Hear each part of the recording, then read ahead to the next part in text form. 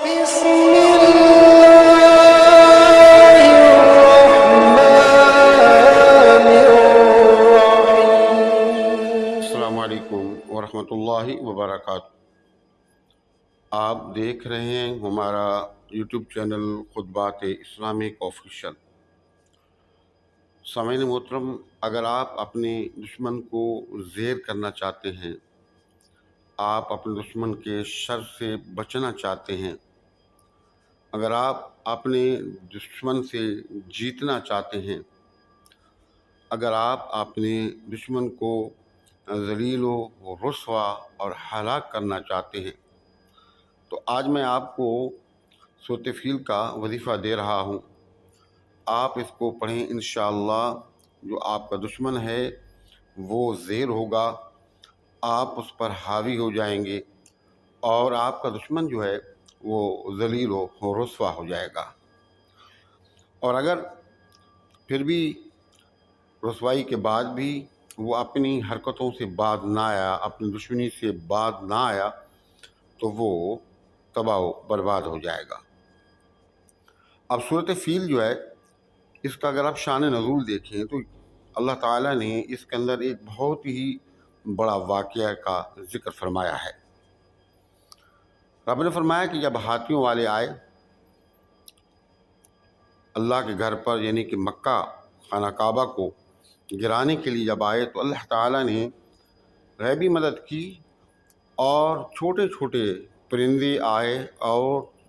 ان پرندوں نے چھوٹی چھوٹی کنکریاں اٹھائیں اور ان کو مارنا شروع کر دیا۔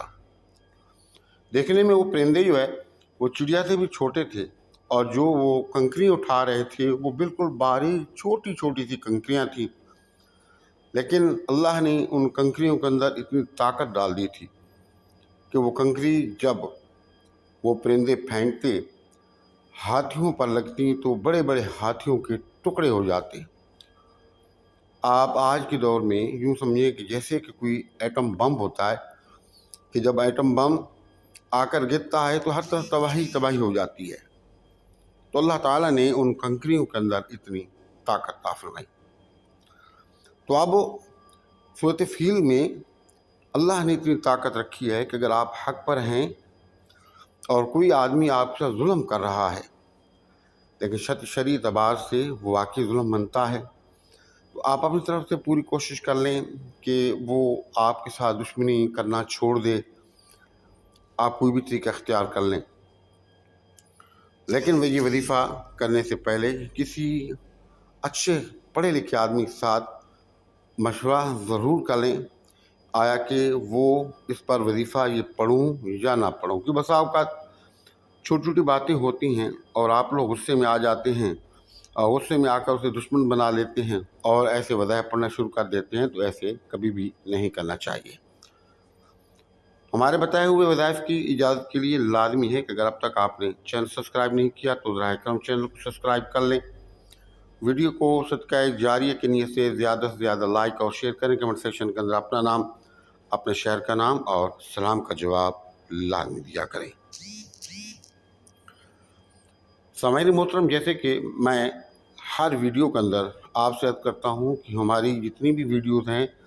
وہ اسلامی ویڈیوز ہوتی ہیں، اور ہم صدقہ جاریہ کی نیت سے آپ لوگوں کے ساتھ شیئر کرتے ہیں، اور آپ صدقہ جاریہ کے اندر بڑھ کر حصہ لیا کریں۔ اور حصہ لینے کا طریقہ یہ ہے کہ جب آپ ان ویڈیوز کو شیئر کریں گے، زیادہ سے زیادہ شیئر کیا کریں، اور جب آپ ان ویڈیوز کو شیئر کرتے ہیں تو اللہ کی مخلوق پیارے محبوب کریم صلی اللہ علیہ وآلہ وسلم کی امت میں جتنے بھی لوگ پریشان ہیں ان تک یہ وظائف پہنچتے ہیں، وہ ان وظائف کو کرتے ہیں تو انہیں بہت فائدہ ہوتا ہے۔ تو اب جتنا ثواب ہمیں ملے گا اتنا ہی ثواب آپ کو ملتا ہے۔ تو آپ نے وظیفہ کرنا کیا ہے، لیکن